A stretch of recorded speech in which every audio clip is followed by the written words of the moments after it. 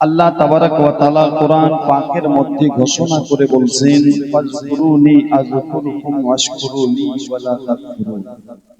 আল্লাহ বলছে, বান্দা তুমি আমার জিকির করো, আমি তোমার জিকির করব। জোরে বলো সুবহানাল্লাহ।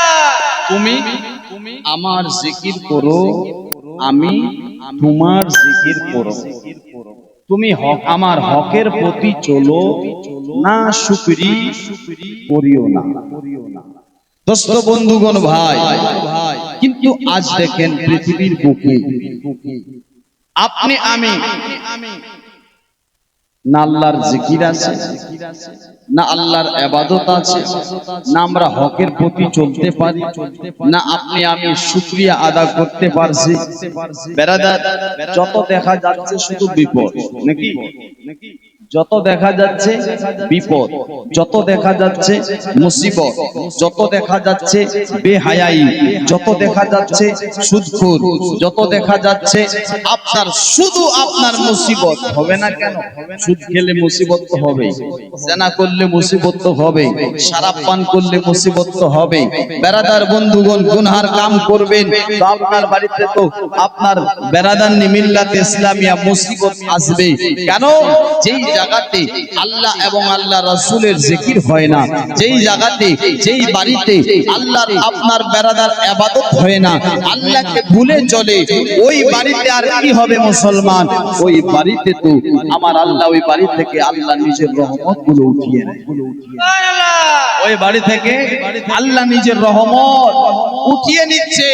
বেরাদার, আজ দেখেন পৃথিবীর বুকে মানুষ কোন পথে চলে? আমরা নিজেকে নাম আমাদের আমরা বেরাদার আছি ইসলামে, মুসলমান আমরা, কিন্তু একটু চিন্তা করে দেখবেন তাদের মধ্যে আমাদের মধ্যে কোন পার্থক্য আছে?